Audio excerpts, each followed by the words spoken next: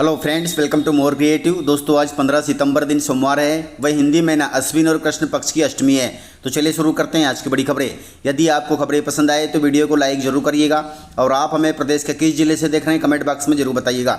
दोस्तों, यदि आप चैनल पर नए हैं तो चैनल को सब्सक्राइब कर बेल आइकन पर क्लिक कर दें ताकि अगला वीडियो आपको शीघ्रता से मिले। दोस्तों, 12वीं पास के लिए सुनहरा मौका है क्योंकि आज से शुरू होंगे पुलिस भर्ती के लिए आवेदन। दोस्तों, मध्य प्रदेश में पुलिस कांस्टेबल के 7,500 रिक्त पदों को भरने के लिए भर्ती निकाली गई है। इसके लिए आवेदन की प्रक्रिया 15 सितंबर से शुरू हो गई है। इस भर्ती में मध्य प्रदेश के साथ साथ अन्य सभी राज्यों के अभ्यर्थी भी आवेदन कर सकते हैं। भर्ती के लिए चयन लिखित परीक्षा एवं फिजिकल परीक्षा के आधार पर होगा। दोस्तों, भर्ती 8 साल बाद निकली है। कंपटीशन बहुत ज़्यादा होगा क्योंकि सभी राज्यों से आवेदन मांगे गए हैं। इसके लिए कुछ जरूरी जानकारी इस प्रकार से है। ऑनलाइन आवेदन 15 सितंबर यानी आज से शुरू हो गए हैं। फॉर्म भरने की अंतिम तिथि 29 सितंबर 2025 रखी गई है। फॉर्म में संशोधन करने की तिथि 15 सितंबर से 4 अक्टूबर 2025 तक रहेगी।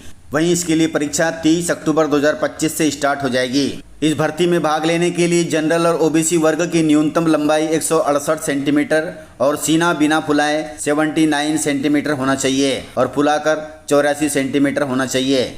इसके अलावा SC, ST तथा मराठा, गोरखा, गढ़वाल और कुमाऊं को लंबाई में नियमानुसार छूट दी जाएगी। वहीं महिला अभ्यर्थियों के लिए न्यूनतम लंबाई 155 सेंटीमीटर होनी चाहिए। इस भर्ती में चयनित होने के लिए उम्मीदवारों को पहले लिखित परीक्षा में भाग लेना होगा। जो अभ्यर्थी लिखित परीक्षा में पास होंगे उनको फिजिकल टेस्ट के लिए बुलाया जाएगा। जो फिजिकल टेस्ट में पास होंगे उनका फिर मेडिकल टेस्ट होगा और जो मेडिकल टेस्ट में पास हो जाएंगे उनको फिर रिक्त पदों पर तैनात कर दिया जाएगा। दोस्तों, याद रखें, सिर्फ तैयारी करना ही काफ़ी नहीं है, आवेदन फॉर्म को सही तरीके से भरना भी उतना ही जरूरी है। इसलिए छोटी भी गलती न करें। 10वीं की मार्कशीट फॉर्म भरते समय अपने सामने रखें और फॉर्म भरें, अन्यथा आपकी एक छोटी सी गलती आपके सपने तोड़ सकती है। दोस्तों, मध्य प्रदेश में अब चेहरे से लगेगी कर्मचारियों की हाजिरी। मध्य प्रदेश में दिसंबर महीने से सरकारी कर्मचारियों की अटेंडेंस को लेकर नया बदलाव आने वाला है। नगरीय प्रशासन विभाग ने राज्य के सभी 413 नगर निगम तथा निकायों में चेहरे से हाजिरी लगाने की पूरी तैयारी कर ली है। नया सिस्टम लागू होते ही कर्मचारियों की उपस्थिति केवल उनके चेहरे की पहचान और जियो लोकेशन के आधार पर दर्ज होगी। इस नई व्यवस्था में बायोमेट्रिक अटेंडेंस को पूरी तरह से बंद कर दिया जाएगा, जो कि बहुत अच्छी बात है। दोस्तों, मध्य प्रदेश में पैक्स कर्मचारियों की हड़ताल अभी भी जारी है, जिससे किसानों के तथा राशन के काम काफी ठप हैं। दोस्तों, मध्य प्रदेश के बालाघाट जिले में सहकारी कर्मचारी अपनी लंबित मांगों को लेकर अनिश्चितकालीन हड़ताल पर हैं। कर्मचारी प्रमोशन, मानदेय तथा प्रबंध की अनुदान की राशि मांग रहे हैं, जो अभी तक पूरी नहीं हुई है। इससे जिले की 126 सहकारी समितियों में कार्य प्रभावित हो रहा है क्योंकि कर्मचारियों ने इन समितियों में ताले लटकाए हैं। वहीं प्रदेश भर में करीब 55,000 से अधिक पैक्स कर्मचारी हड़ताल पर हैं। कुल मिलाकर बालाघाट सहित प्रदेश के सभी पैक्स कर्मचारी हड़ताल पर हैं। इनके हड़ताल पर जाने से राशन वितरण तथा किसानों के काम काफी प्रभावित हो रहे हैं। दोस्तों, मध्य प्रदेश के माध्यमिक शिक्षक चयन परीक्षा के अभ्यर्थी भोपाल में करेंगे प्रदर्शन। कर्मचारी चयन मंडल के जरिए आयोजित माध्यमिक शिक्षक चयन परीक्षा का रिजल्ट 4 महीने से अटका हुआ है। परीक्षा अप्रैल में आयोजित की गई थी, लेकिन अब तक इसका रिजल्ट जारी नहीं किया गया है। इस देरी के कारण परीक्षा में शामिल हुए प्रदेश भर के करीब 1.5 लाख उम्मीदवार परेशान हैं। वहीं उम्मीदवारों ने कई बार ESB से भी संपर्क किया, लेकिन कोई सुनवाई नहीं हुई। अब ये सभी अभ्यर्थी 15 सितंबर से प्रदेश की राजधानी भोपाल में प्रदर्शन करने वाले हैं। इनके प्रदर्शन के लिए पुलिस प्रशासन और सरकार तैयार रहे।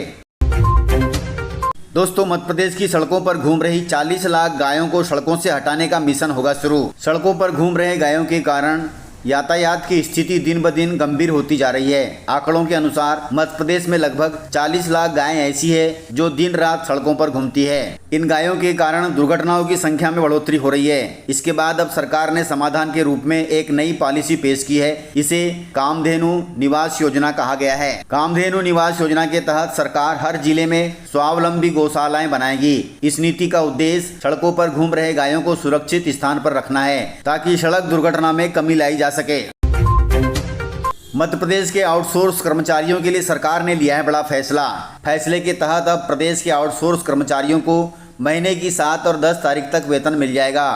उक्त अवधि में भुगतान नहीं करने वाली आउटसोर्स एजेंसी के खिलाफ श्रम विभाग कार्रवाई भी करेगा। सरकार ने पहली बार यह डेडलाइन तय की है। इसका फायदा सरकारी विभागों, निगम मंडलों वहीं बिजली कंपनियों में काम करने वाले लगभग 3 लाख से अधिक आउटसोर्स कर्मचारियों को मिलेगा।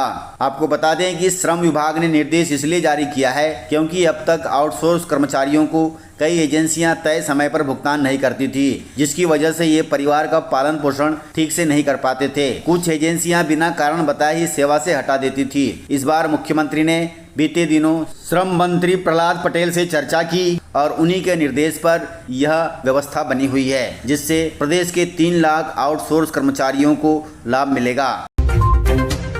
दोस्तों, मध्य प्रदेश के सीएम पर बिहार में चुनावी जीत का बड़ा दारोमदार है। बिहार में पुनः सरकार बनाने के लिए बीजेपी और प्रधानमंत्री मोदी जिन पार्टी नेताओं को आगे बढ़ा रहे हैं, उनमें मध्य प्रदेश के मुख्यमंत्री डॉक्टर मोहन यादव भी शामिल हैं। वहां के यादव वोटरों को लुभाने और लालू तेजस्वी यादव की काट के लिए मध्य प्रदेश के यादव मुख्यमंत्री का चेहरा प्रस्तुत किया जा रहा है। इस प्रकार बिहार में बीजेपी की चुनावी जीत के लिए मुख्यमंत्री यादव पर बड़ा दारोमदार है। वहीं इसके लिए मुख्यमंत्री मोहन यादव ने काम शुरू कर दिया है और वे रविवार को बिहार के पटना पहुंच गए। दोस्तों, आपको बता दें कि बिहार में आगामी चुनाव में एनडीए और इंडिया गठबंधन में तगड़ी फाइट तय है। दोनों ही पक्ष इसके लिए कमर कस चुके हैं।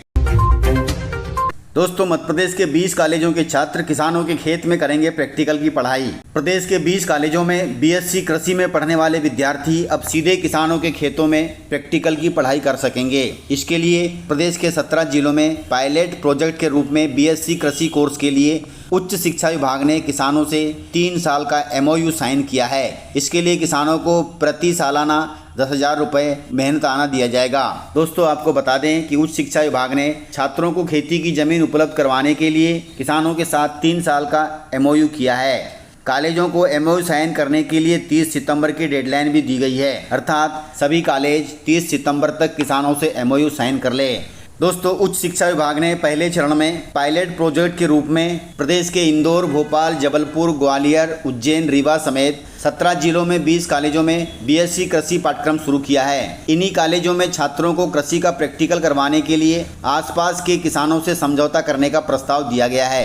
कॉलेज के विद्यार्थी इन खेतों में जाकर फसल की बारीकियां सीखेंगे।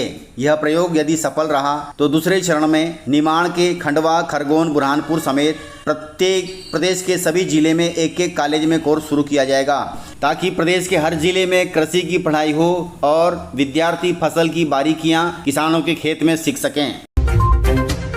लाडली बहनों के लिए जरूरी खबरें। लाडली बहनों को भाई दूज के बाद 1250 की जगह मिलेंगे 1500 रुपये। इसके लिए मुख्यमंत्री मोहन यादव ने ऐलान किया है कि राज्य सरकार का खजाना बहनों के लिए भरा हुआ है। दीपावली की भाई दूज के बाद हर महीने अब लाडली बहनों को 1500 रुपये दिए जाएंगे। मुख्यमंत्री ने कहा कि हमारी सरकार अपना वचन पूरा करेगी। धीरे धीरे लाडली बहन योजना की राशि 3000 रुपये प्रति माह भी कर दी जाएगी। अगले 3 साल में यह राशि 3000 रुपये कर दी जाएगी। वहीं नवंबर में मिलने वाली किस्त में 250 रुपये की वृद्धि कर 1500 रुपये दिए जाएंगे, क्योंकि 20 और 21 अक्टूबर को दीपावली है और 23 अक्टूबर को भाई दूज है। ऐसे में नवंबर की किस्त बढ़ी हुई मिलेगी, अर्थात यह किस्त 1500 रुपये होगी। दोस्तों, इस प्रकार से खबरें थी। यदि आपको खबरें पसंद आई हो तो वीडियो को लाइक, शेयर एंड सब्सक्राइब जरूर करें। तो मिलते हैं सर अगले वीडियो में, तब तक के लिए जय हिंद, जय भारत, जय MP।